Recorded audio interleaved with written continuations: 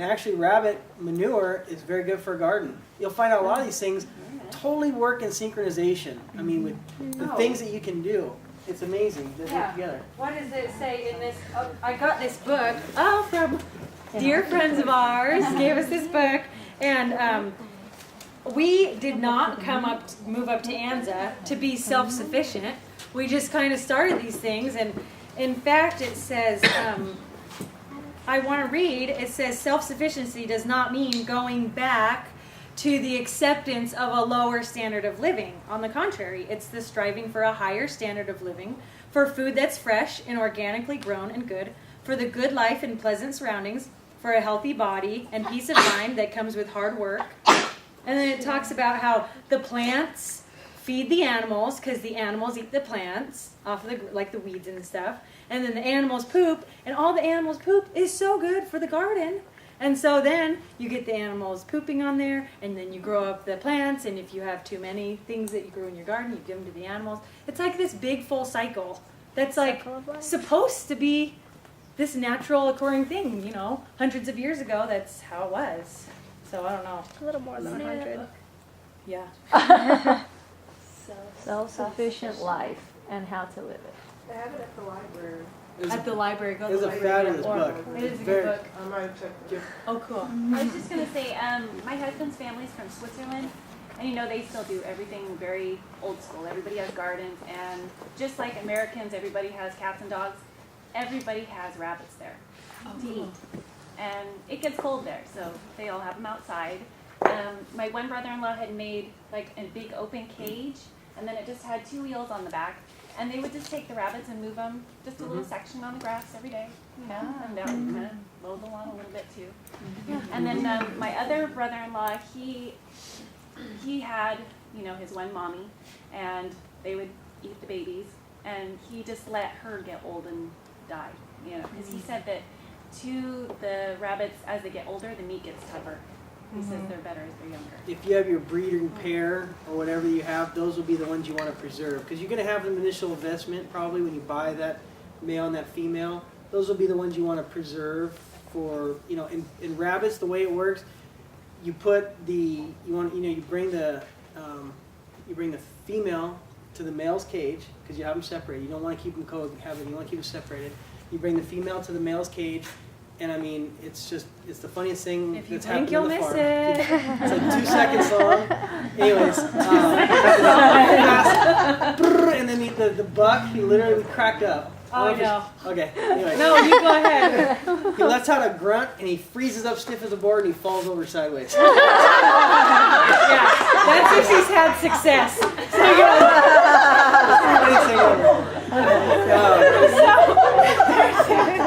So we joke that he's half funny.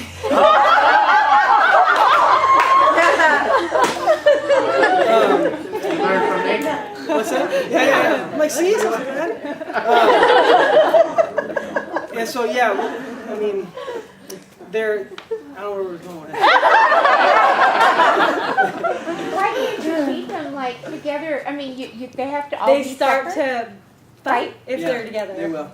How often would you give them time? Oh, yeah, that's what it was. The timeline. Okay, so she's pregnant for 30 days, like a month, and then she'll have her litter. Okay. So wait, so how do you know she's pregnant? Because he grunts and 'Cause falls he off fell- side, he fell over. and she's pregnant. then here's the thing. Rabbits are self-induced ovulators, okay? Now, that they get, when they breed, when the female breeds, then she ovulates. Then she drops, she does her thing. Like, every time they breed, it's successful. There's because not a heat. There's not a cycle. Like for it's them. not like a dog that goes into heat. Yeah, they will go into cycle. They will do that right when they breed. So every time they breed, it's successful, basically. So that's why they're so prolific. That's right. And so they're pregnant for a month. The cool thing about the mama bunny is you have a little box for her to go into, a little nest, a little birthing box. She will literally, goes and starts. This is another thing about nature. I mean, all these animals you think that have the tiniest little brains that don't know anything, they have their own nature. And so the mama bunny, 3 weeks in. Spider. Oh, Sorry, I don't like spiders. yeah. So the mama bunny, 3 weeks into her pregnancy, will even say, "Oh, when did they breed last? I don't know. I forgot to put it on the calendar."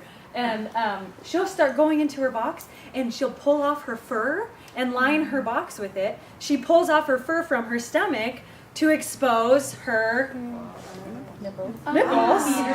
Yeah, her teats. And so all of a sudden you'll see a box full of fur, and then you don't even know if she's had them. You just go out there and check, and the fur, all of a sudden one day, the fur will go like this. So there's all those little tiny babies under there, and she goes inside there to, nurse, and then she comes out, and then, I don't know. So she does it all on You her can't touch it. own. She does it all on her own. That rabbit instinct. So after they mate, you take the male back out. Yeah. Obviously. You take the female back out of the male's cage. Okay, You wanna the bring the female female one. to the male. Okay, all right. And It's a different sort of cage then, because you don't have it just like a cage on the bottom, because the babies would just fall through. Like Oh yeah, well there's the cage that they're in, but then you put a box in the cage. Yeah. Like Yeah.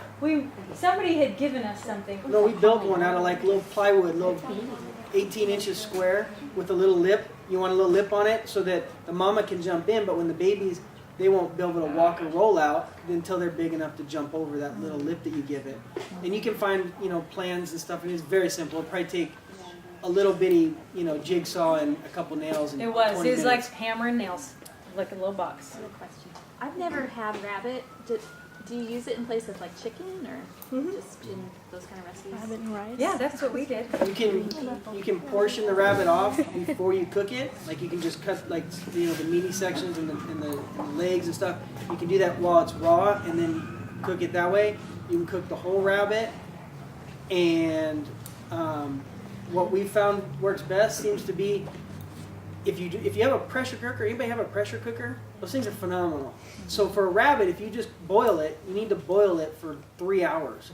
If you boil it for an hour, it's like a rubber ball. If you boil it for 3 hours, it's falling off the bone and it's perfect. Either that or a crock pot. Yeah, I've only had success with the rabbits when I cook it for a long time. that And pressure then- cooker were good. Yeah, the pressure cooker. 45, 50 minutes in a pressure cooker, and it was the same thing as 3 hours boiling. And then the meat just pulls off the bone. You have it shredded, basically like shredded chicken, in a bowl with a little bit of olive oil and salt or whatever, and then you can put it in any dish you'd make chicken out of. Yeah. We call them bunny burritos. You can do crock pot if you don't have a pressure cooker. Oh yeah, but make sure you cook it long enough for it to, start falling off. And that's the cool thing about it is really think about, you can constantly be having your own fresh meat. And And that's one thing my brother was talking to somebody. He said, you always know the city people that want to live this self-sufficient life. They go and they get everything, all the big animals and everything, like we've done. And he said, but if you're really trying to be if you're going to go more doomsday self-sufficient type, we do this for fun and for learning and for kids and things. But if you're talking self-sufficiency, he said the smaller animals are the best because you've got no one knows you have them really, and they're easy to breed and it doesn't cost very much it to doesn't feed. cost much. You're not rabbits. having them stolen. I mean, I don't know. If you're really talking self-sufficiency, then stick just to the small animals. I grew up raising chickens and rabbits, and every Sunday we'd have either fried chicken or fried rabbit. And growing up, I couldn't tell the difference. Oh, really? They're very similar. Although the fried probably was all that good for me. But getting back to the pelt, something that we did when you remove the pelt or when you skin them, it turns out that they're inside out, so the fur's on the inside and the skin's on the outside. And then we made little boards about the shape of a little ironing board, that shape, and would slip in there and then dry that pelt. And then once it was dried, you pull that board out and you'd have this solid pelt that would then be sold to, I think the feed store would buy them like at 3 cents a pelt. We're talking 60 years ago. But, That's cool, yeah. Yeah, and it's cool that you said that because you learn these things I never so thought you that don't have to we'd keep it in the sell. freezer, Yeah. Yeah. dry them and then you can just store How them. long does it have to dry for? Are you talking weeks, Well, days? I honestly can't remember, but I know that they'll probably dry in a couple of weeks, depending on the weather. If it's a real hot, dry summer day. You need to salt your pelt usually, because it'll help with curing it, and you want to get as much fat off of the pelt as possible. So you can salt it, or you can actually use borax as well, soap, which will help. That works with turkeys as well for like tail feathers and other. Anyway, so, but if you salt it and then put it on a board like what he says, and it usually takes, depending on the weather, a week to freeze. That's cool. For it to get really dry. But then that pellet will be really crisp too at that point. You know, it's kind of like, I don't know if anybody's ever had snake or snake steam, dried snake steam, but it crinkles, and so it's very stiff at that point. So if you want a soft, supple pellet that you can use, you need to tan it, and that's a different process.